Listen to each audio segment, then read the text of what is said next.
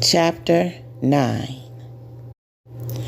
One morning, Helen was up early making breakfast for Pete when she suddenly felt dizzy. She sat down for a spell and went back to cooking, thinking nothing of it. A couple days later, Pete heard her vomiting. When he walked into the kitchen, she was hurling into a bucket. When she finally stopped, Pete laid her down in their bed and placed a cool cloth on her forehead. "I knew I should have made you stay home instead of taking a job at the game house. They should have closed it down until this influenza season is over. Their building is nothing but a cesspool," he said. "Honey, calm down. I should have taken better care of myself. It's nobody's fault," Helen responded. "Well, you need to see Dr. Adams. I'll go get him." "You think you'll be all right till I get back?" Helen forced a smile on her face. "I'll be fine," she replied. 45 minutes later, Dr. Adams was at their home, examining Helen. When Dr. Adams walked out of the bedroom, he closed the door behind him, and Pete thought for sure that was a bad sign. So he walked behind the doctor to the kitchen, went to the cupboard, and got out a bottle of whiskey and poured himself a drink. He gulped down the liquor and said, "Give it to me straight, Doc. How bad is her influenza?" "Not bad at all, being that she doesn't have influenza," Dr. Adams replied. Pete froze for a second. "Oh no, is it something worse?" Dr. Adams tried hard not to smile. "Well, I guess it all depends on how you look at it, Pete." Pete had a puzzled look on his face. "I don't understand, Doc." Dr. Adams pretended to look concerned. "Just go and let Helen explain it to you. She wants to talk to you about what's going on. I'll wait here." Pete took a deep breath and nervously walked to the bedroom. Dr. Adams laughed to himself as he watched Pete. Pete slowly opened the bedroom door and walked in. Helen was sitting up in the bed with tears rolling down her face. Pete sat on the bed by Helen's side and held her close. "Oh, baby, whatever it is, we will get through it together. Please don't cry," he said. "We have about 7 months left," Helen said. "7 months?" Pete asked as he felt his heart beat louder and louder. "That's what the doctor said," she replied. Pete stood up and walked to the window and looked at the sky. "God will help us. We will get through this," he said. Helen smiled. "I sure hope so, because God knows we're going to need his help in raising this baby." Pete turned around. "Baby? We're going to have a baby?" Helen laughed and nodded yes. Pete hurried to the door and called for the doctor. Dr. Adams ran to see what was the matter. "Pete, is everything all right?" "Doc, we're going to have a baby." Dr. Adams laughed. "I knew before you, Pete." Pete smiled. "Yeah, you did. I'm sorry, Doc." "It's fine. You're in a state of shock, but now you're coming around," Dr. Adams teased. During the time up until the birth, Pete spoiled Helen to no end. He had the best seamstress in town make all of Helen's maternity clothes. Just as soon as Helen uttered a special food craving she was having, he made sure she got it right away. He gave her baths and massaged her feet. He was a great and proud papa-to-be. Lucy was visiting Helen and touched Helen's pregnant belly. "The baby done dropped low," Lucy said. "The doctor said it won't be long now," Helen responded. "We're all excited, but nobody is more excited than Pete," Lucy said. "I know, he's been so good to me. It almost makes me wish I could stay pregnant forever," Helen said, and they both laughed. Helen gave birth to a beautiful, healthy baby girl. They named her Johnny May. A year later, they welcomed their second daughter, Luella, to the world. And barely 11 months after Luella was born, they made room for their third daughter, Hortense. Over the next few years, the girls' personalities had developed, and the one thing they had in common was their loyalty to one another. They were thick as thieves, as Miss Pearl would often say. Johnny May was the oldest and acted like a mama to her little sisters. Luella, nicknamed Lou, was the most talkative and fun sister, always laughing and carrying on, and always had to have the last word. Hortense was the fighter, always ready to protect her sisters. They were all dark chocolate brown with long eyelashes, full lips, and thick, shiny hair. But Lou also had deep, dark brown eyes with a gray ring around the pupils. She was a beauty indeed. When Lou was 6 years old, she loved playing house with her sisters. Johnny May was the mama, while Lou and Hortense played as the mama's sisters. They would try their best to imitate their aunties because they simply adored them. Hortense would play Auntie Lucy, and Lou would play Auntie Leela, which meant Hortense would pretend to run the card games at the game house, and Lou would go back to the yard and pick the leaves off of trees and put them in a potato sack so she could pretend to wash them and cook them up like turnip greens. One day when the girls were playing and Lou went to the backyard for leaves, a man they called Mr. Price approached her. "Hey, pretty gal, what you doing?" he asked. Startled, Lou turned around and said, "Playing house." "Playing house, huh?" he responded. "Yep, I'm picking greens for dinner," she replied. "You know, there are other things you have to do if you really want to play being a grown-up the right way," he said. "Like what?" she asked. "Oh, like doing the thing grown women do when they want to feel good," he replied. "No thanks, Mr. Price. I feel just fine," she said. Mr. Price smiled and said, "I can make you feel better, and that's what I'm aiming to do." Then he quickly put his hand around Lou's mouth and dragged her behind the trees and into the woods. Once he got her out of plain sight, he laid her down on the ground with his hand still over her mouth and said, "I just want to make you feel good, as long as you don't scream. If you scream, I'll make it hurt. You understand me, gal?"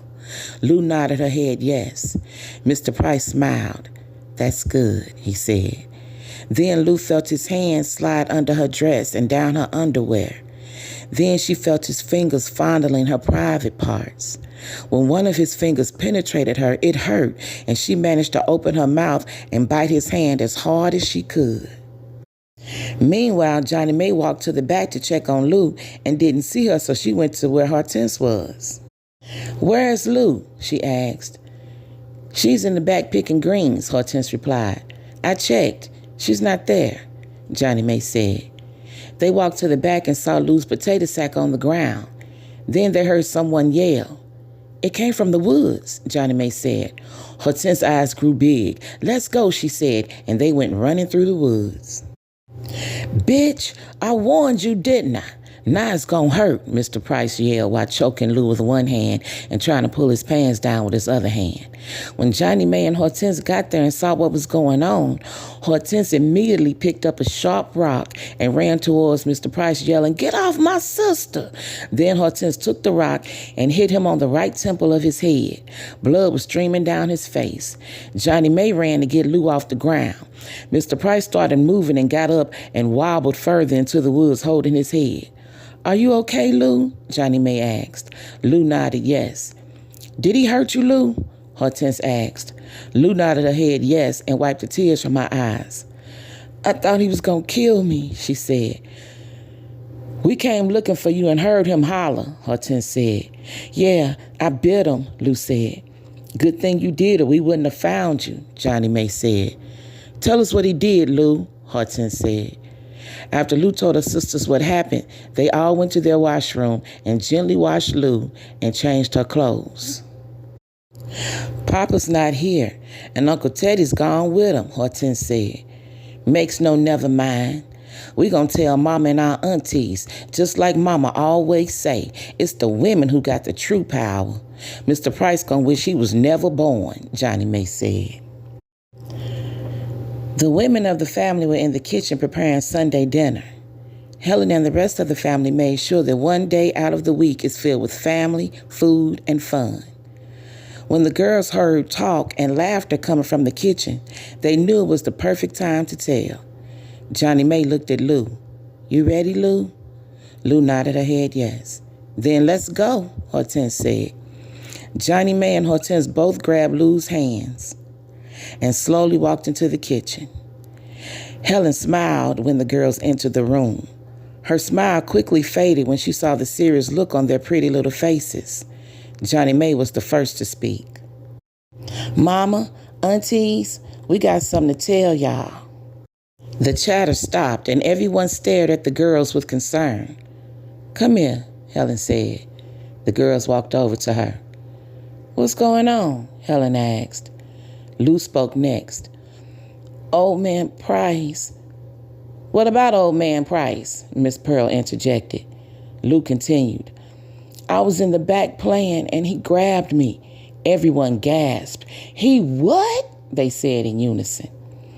Helen kneeled down in front of the girls, put her hand out to Lou, who placed her tiny hand in her mama's palm. Helen looked Lou in the eyes and softly said, Now tell me exactly what happened, baby. All the women of the family woke up an hour earlier than usual to meet up with Pearly Days to have a meeting before the breakfast crowd came. How are the girls? Miss Pearl asked Helen. They're fine. Johnny May and Hortense are spoiling Lou rotten, and she's loving every minute of it, Helen replied. Miss Pearl chuckled. Thick as thieves is what they are, she said, and I thank God for that, Helen replied. I've been thinking about what happened and reminded me of the little Walker girl. Remember, Helen? She asked. Walker girl. You mean the one who ain't talked in about a year? The widow Walker's daughter? Helen asked. That's her. Well, she was attacked. And when her mama found her, the little girl was hiding in the broom closet and the bottom of her dress was all bloody. Dr. Adams' wife said her body healed, but her mind is damaged. She still has terrible nightmares and ain't slept in her own bed since that day. She sleeps with her mama, Miss Pearl replied. You think it was old man Price who done that to her? Leela asked. I ain't gonna rule him out. Her daughter never did say who did it. She just stopped talking altogether. Me and the widow Walker always stop and chat whenever we see each other. I would take food over to them and visit for a spell. I guess you can say we're friends. I'm going to pay her a visit and see what else went on that day, Miss Pearl replied, and I'm going with you, Helen responded. Later that evening, Helen and Miss Pearl knocked on the door of the widow Walkers. She opened the door. Pearl? Yes, it's me. How are you? I'm fine. Please come in. The widow Walker closed the door behind him. Please, have a seat. Now tell me, what brings you here this evening? Well, we come to talk about something personal, Miss Pearl said. Personal? What is it, Pearl? Miss Pearl looked at Helen. Last week, my child Lou was snatched and taken to the woods by old man Price, Helen explained. Old man Price? The man who used to paint folks' fences and cut the grass? The widow Walker asked. Yes, he didn't get a chance to do anything because my other two daughters found them and ran them off, Helen replied. Oh my, the widow Walker responded. I told Helen it reminded me of what happened to your child, Miss Pearl said. The widow Walker looked down at the floor. It happened almost a year ago, but she ain't have nobody to save her, she said. We think it was him who hurt your daughter, but we need to talk to her to make sure, Miss Pearl said.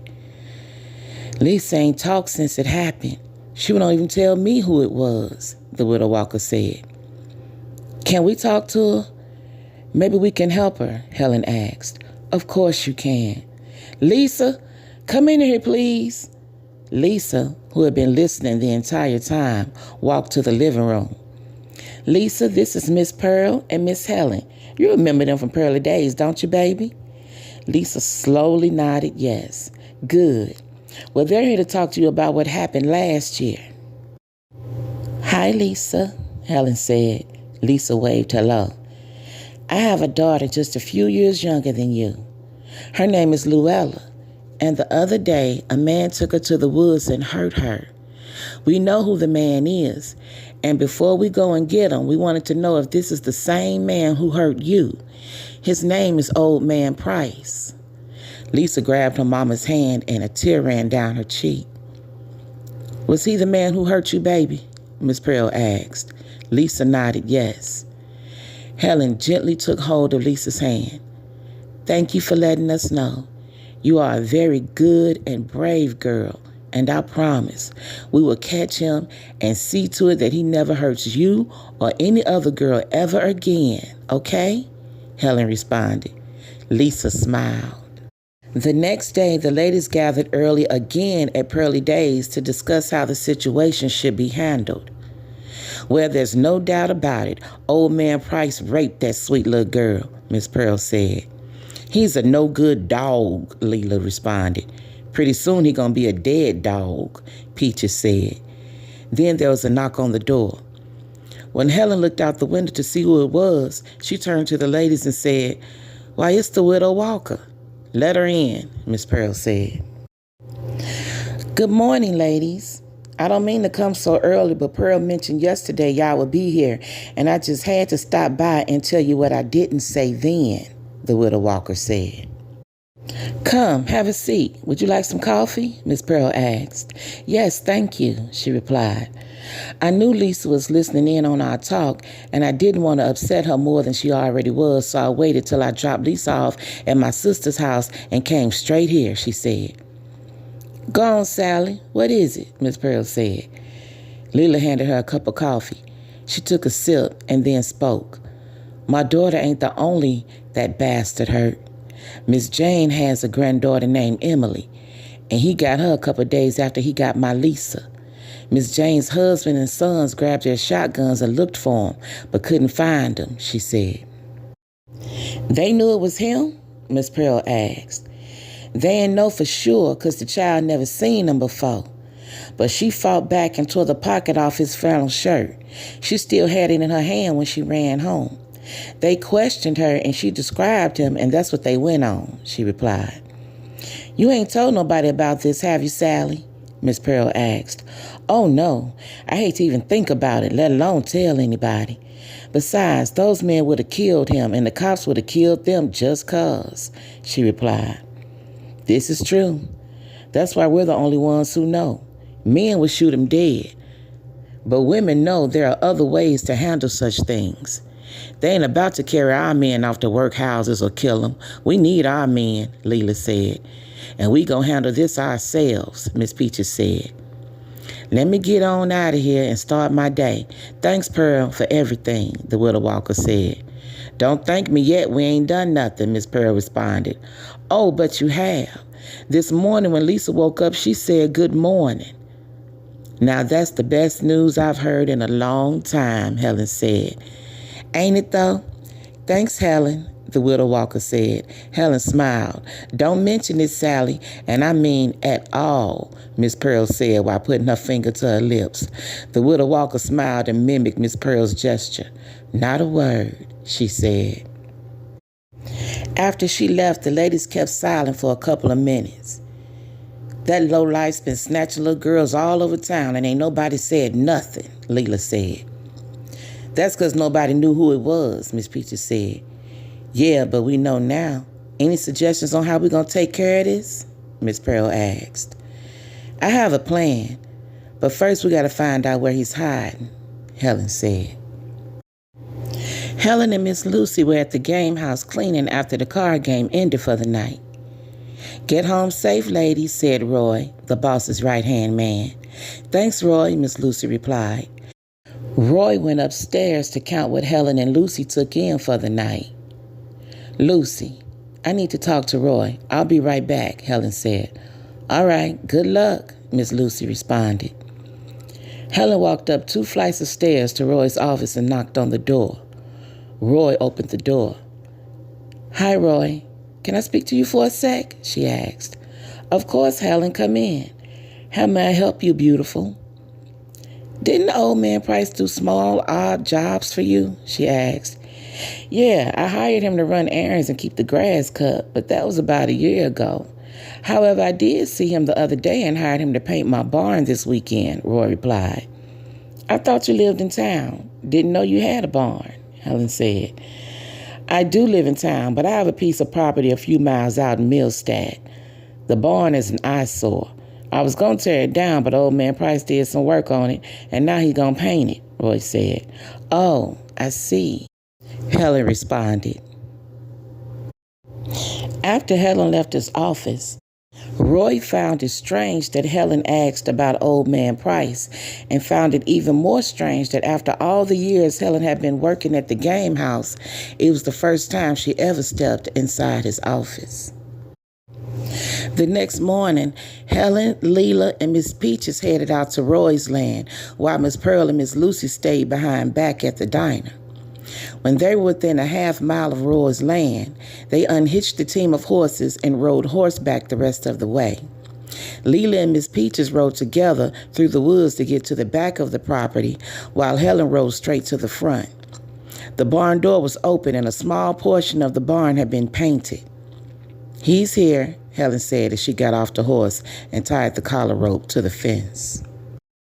She walked inside the barn holding a pistol.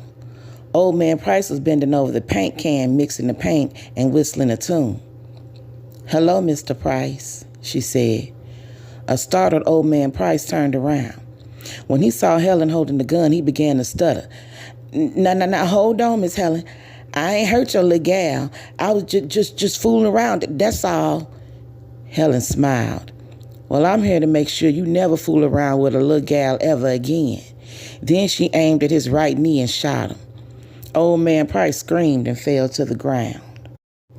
Leela and Miss Peaches came running inside the barn, both with pistols aimed to shoot.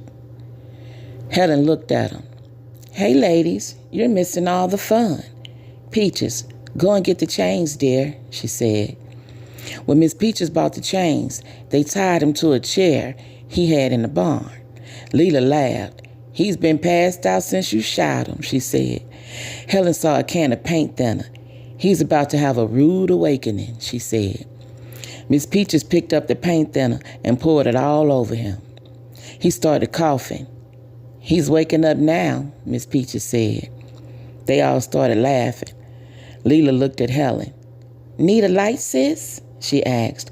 "Why, yes, I do," Helen replied as Leela passed her a box of matches. "Now you all go and grab the horses. I'll be alone soon," Helen said. After they left the barn, Old Man Price opened his eyes.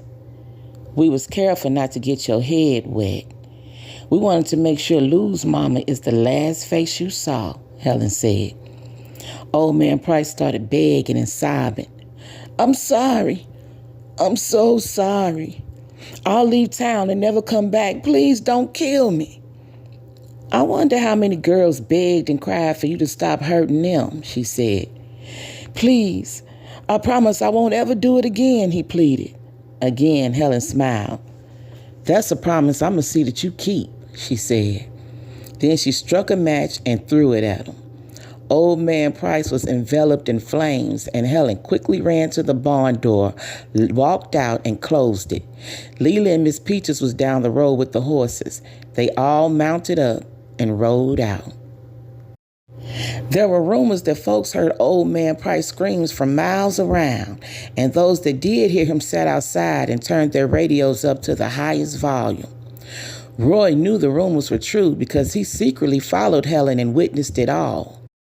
When Helen asked him about Old Man Price earlier, he decided to do some investigating on his own and found out what happened to Helen's daughter and all the other victims of this handyman. He didn't blame Helen at all. He wasn't even mad over his barn being burned down. He figured he would have done the same thing if he were in Helen's shoes. Helen and the women in her family had heart, and Roy respected that, and he never told a soul about what he saw.